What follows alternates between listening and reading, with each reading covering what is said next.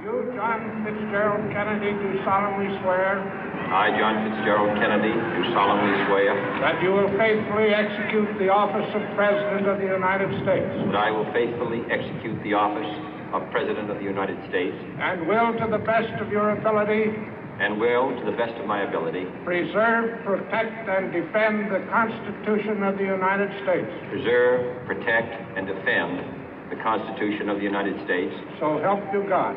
So help me God.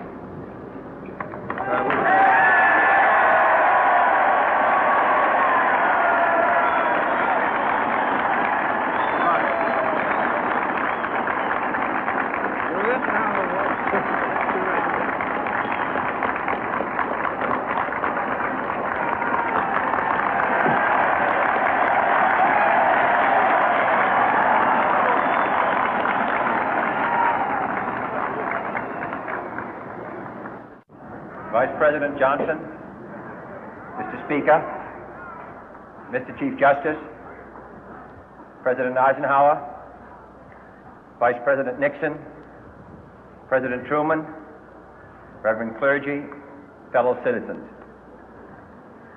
We observe today not a victory of party, but a celebration of freedom, symbolizing an end as well as a beginning, signifying renewal as well as change.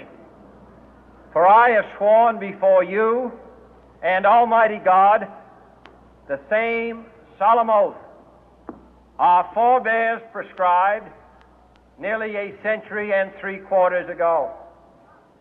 The world is very different now, for man holds in his mortal hands the power to abolish all forms of human poverty and all forms of human life.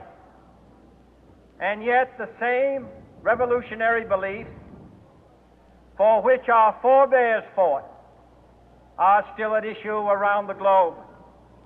The belief that the rights of man come not from the generosity of the state, but from the hand of God. We dare not forget today that we are the heirs of that first revolution.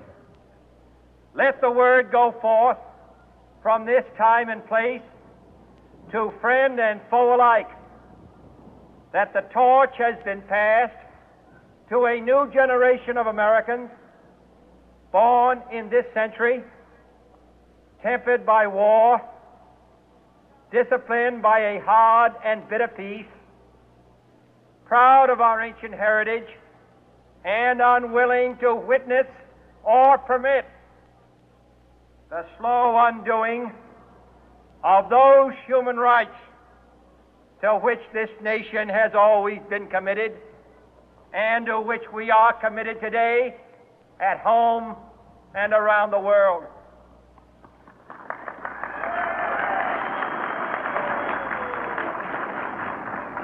Let every nation know, whether it wishes us well or ill, that we shall pay any price, bear any burden, meet any hardship, support any friend, oppose any foe to assure the survival and the success of liberty.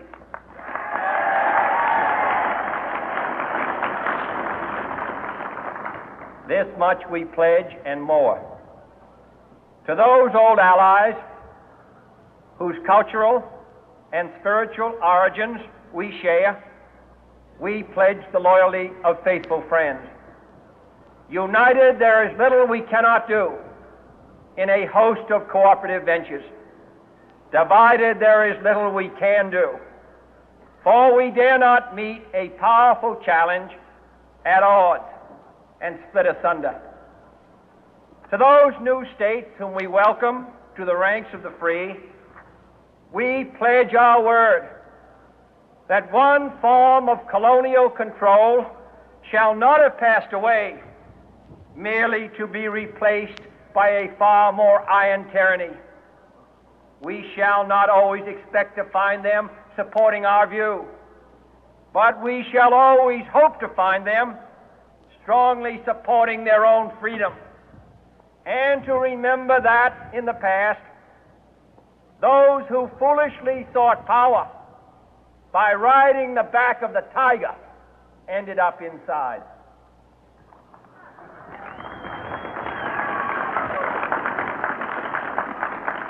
To those people in the huts and villages of half the globe struggling to break the bonds of mass misery, we pledge our best efforts to help them help themselves for whatever period is required, not because the communists may be doing it, not because we seek their votes, but because it is right.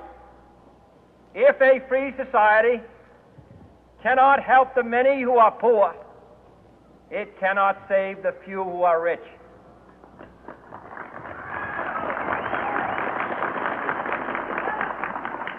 To our sister republics south of our border, we offer a special pledge to convert our good words into good deeds, in a new alliance for progress, to assist free men and free governments in casting off the chains of poverty.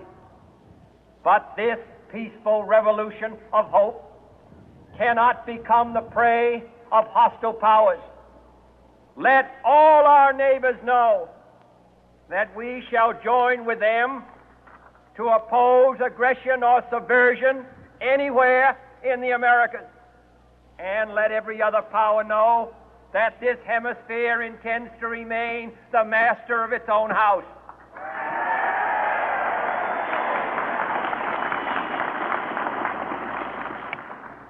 To that World Assembly of Sovereign States, the United Nations, our last best hope, in an age where the instruments of war have far outpaced the instruments of peace, we renew our pledge of support to prevent it from becoming merely a forum for invective, to strengthen its shield of the new and the weak, and to enlarge the area in which its writ may run.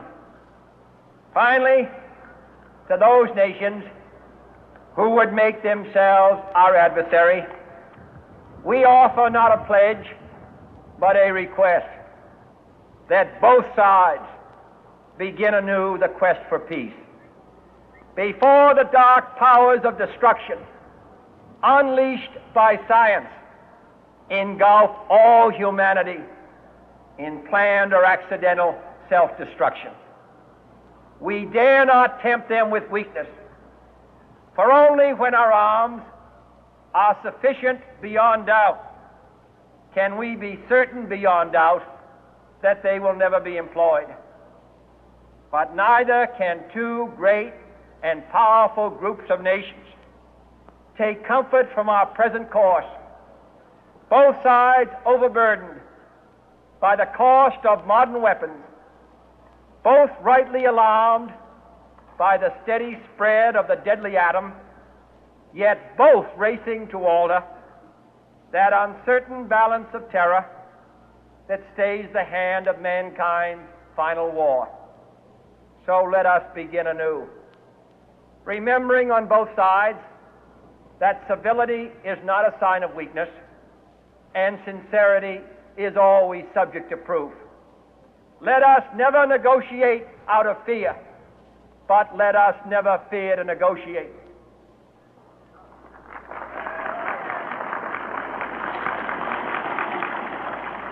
Let both sides explore what problems unite us, instead of belaboring those problems which divide us. Let both sides, for the first time, formulate serious and precise proposals for the inspection and control of arms, and bring the absolute power to destroy other nations under the absolute control of all nations.